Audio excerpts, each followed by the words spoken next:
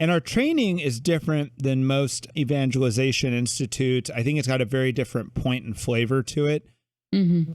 We are trying to be kind of the anti-apologist way of doing missionary work and the anti-proselytizing way of doing missionary work.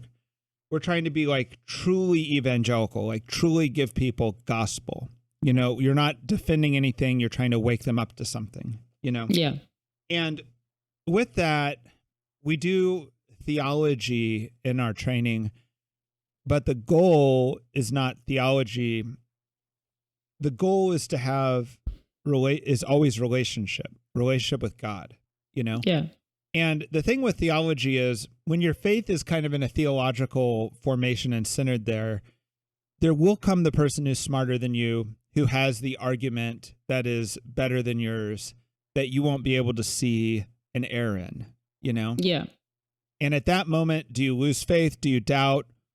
Or do you be like, oh, I don't know the answer, but your faith is intact? Yeah. You know? So we're trying to get people to that point in their faith. And this is a point we all need to get to because we're all going to end up having dementia. We're all going to end up having Alzheimer's. We're all going to end up fading intellectually. And our faith needs to be as rock solid then as it is now. Right. Yeah. I think part of the training that's important is like knowing even what is the good news in your life? How is the good news active in your life? And I think there's a lot of intellectual people that can't answer that most, you know, like very basic question.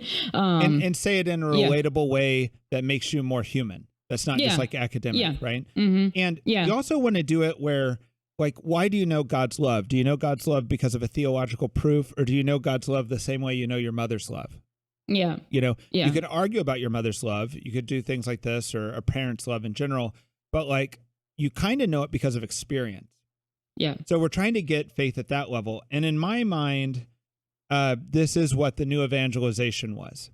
It's interesting because Laura, you and I are now so old that we say things like new evangelization and the young people have never heard the term. Yeah, right. It's and a that retro was term like, now. ooh, what's this new thing? The new evangelization for us. Yeah. Right. Well, it's no longer a new thing. It's now the retro thing. No, that's what I mean. Yes. When we were kind of thinking in the early days of the ministry, it was like, oh, we've landed on this new thing, the new evangelization, you know. And I think it is interesting because it felt really important. And I think the way it was interpreted was mostly underwhelming. Right. Well, I think it's not been understood properly. Like, so John Paul II started using the term the new evangelization, and then Pope Benedict kind of unpacked the term. And I think the unfortunate thing is when people heard new evangelization, they came to two conclusions. They came to this idea that new evangelization is all this new technology being used in the service of evangelization. It's not that, right? Yeah. And then the other thing they thought was there was kind of this youth movement, as there even is today, this JP2 generation, World Youth Day, things like this, that the new evangelization is actually the youth, you know, is actually this new energy we're putting in. Yeah. It's not that either. Yeah. You know, the new evangelization, according to Benedict, and I think this is exactly what JP2 intentioned, is this like rethinking of the way that we're spreading the truth towards not a defensive stance, not a counter stance to anything, but a truly like, I wanted to use the word progressive, but progressive means so many bad things right now.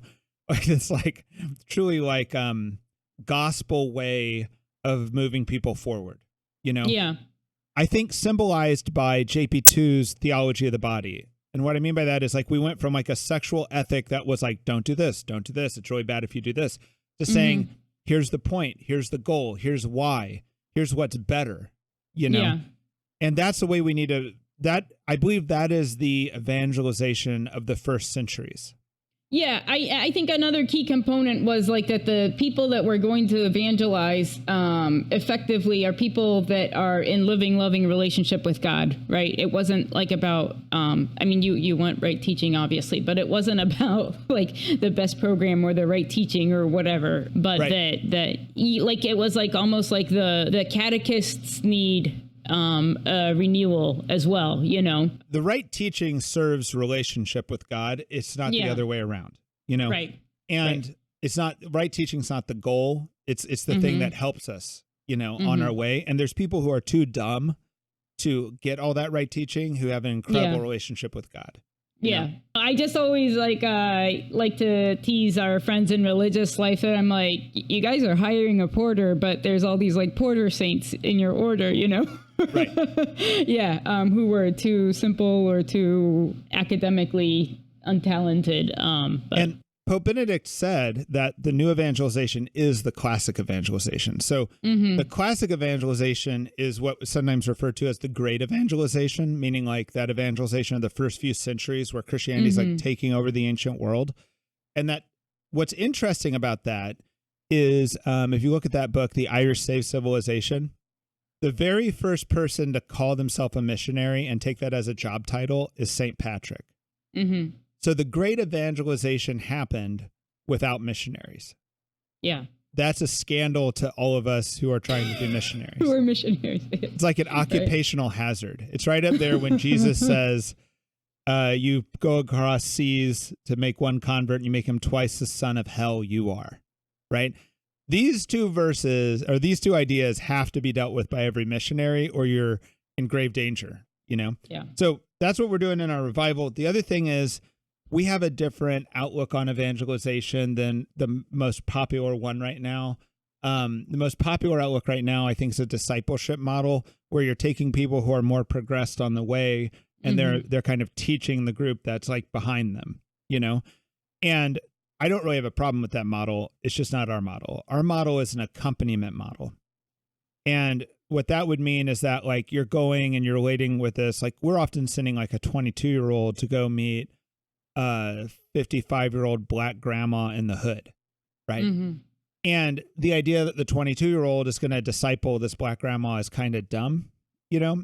And what you end up with is this friendship where the 22-year-old does have something to offer to the extent they've prayed, to the extent that they know God, to the extent they can share something useful. They're evangelizing and giving truth in that relationship. But also this grandmother is giving a tremendous amount of truth and teaching to the other person, you know, and they're kind of walking together towards God, right? Yeah. I think we should, I thought that the way Bishop Barron interviewed Shia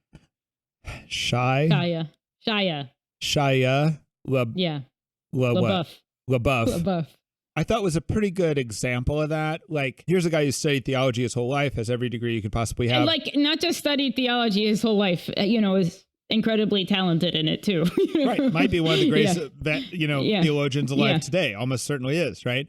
But he's letting, you know, Shia make points and like say what he really thinks. And like just kind of listening and accepting it all. It's not clearly a discipleship relationship. It's much more, there's a great distance between these two characters, but it's definitely an accompaniment type of conversation they're having.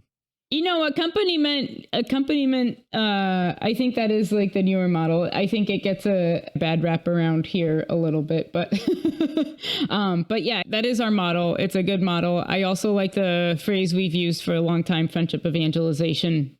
And that gives, again, there's not sort of the hierarchy of discipleship, you know? So we do want to kind of like spend more time on these topics sometime in a podcast, like talk about some of the main themes from our revival.